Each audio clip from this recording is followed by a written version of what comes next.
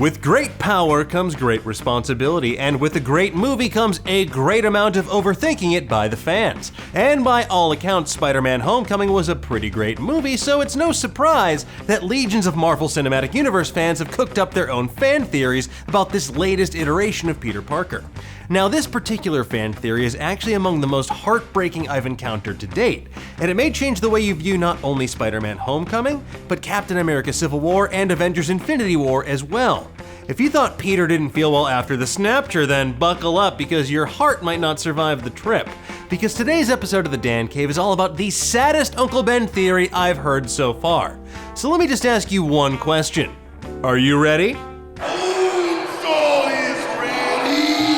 Now, for those of you who've been living under a rock or were feral children or something, Uncle Ben, in case you don't know, was Peter Parker's father figure, his uncle, and the impetus for Peter becoming a superhero rather than just some sort of low-rent professional wrestler. In the comics, Uncle Ben was originally murdered when a burglar broke into the Parker family home, gunning him down when Uncle Ben surprised the robber mid-burgle. Outraged, Peter Parker returned home and decided to use his newfound powers to do not only whatever a spider can, but also whatever a superhero could: make a difference. In the Raimi movies, though, Uncle Ben's demise is distinctly more tragic. After defeating Bonesaw in an epic wrestling match, Peter's cheated out of his winnings by the promoter. When a thief steals the promoter's money, Peter has a chance to stop the criminal in his tracks, but lets him get away in an attempt to stick it to the guy who cheated him. When the criminal makes his way outside, he steals a car and murders the driver. And who was driving that car, you ask? You guessed it, none other than Uncle Ben. The tragic death that Peter could have stopped, coupled with Uncle Ben's fateful words, "With great power comes great responsibility," would be the only motivation Peter Parker needed to become your friendly neighborhood Spider-Man. Okay, so back to the theory. First posited by Redditor ScoobyQuinn23, this theory puts forth that while we've yet to see Uncle Ben in the Marvel Cinematic Universe, Tom Holland's Peter Parker carries his late uncle's memory with him in a very subtle, very clever way.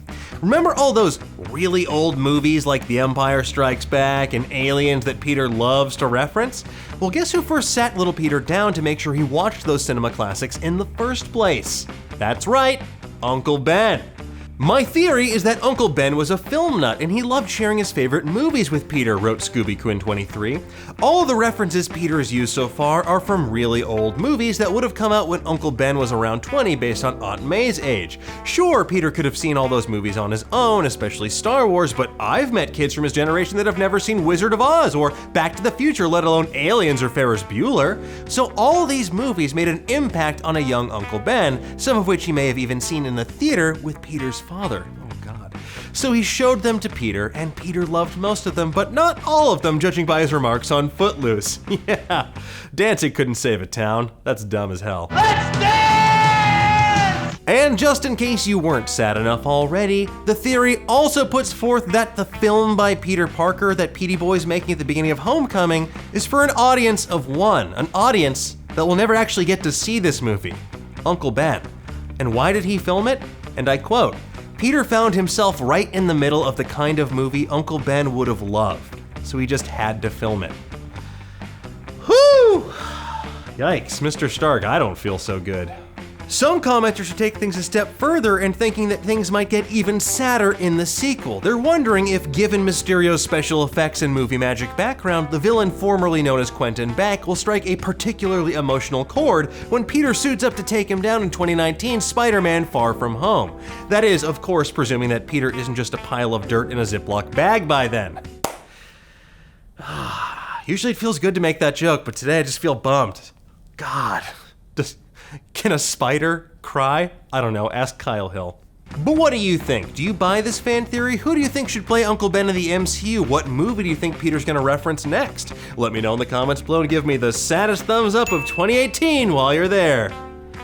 Hang in there, guys. Almost done. Be sure to like, subscribe, and hit that notification bell, or else you might miss out on next week's episode about a mission to rescue endangered species from a theme park that turns out to be an elaborate plot to write Colin Firth into the story in a frankly underwhelming way, and perform weird experiments on British kids in Jurassic World: Fallen Kingsman: The Golden Compass. Until next time, keep on digging. Let's open up the old mailbag, shall we? At Ty Winnan asks, who's really more jawsome, the street sharks or biker mice from Mars? Well, that's a great question.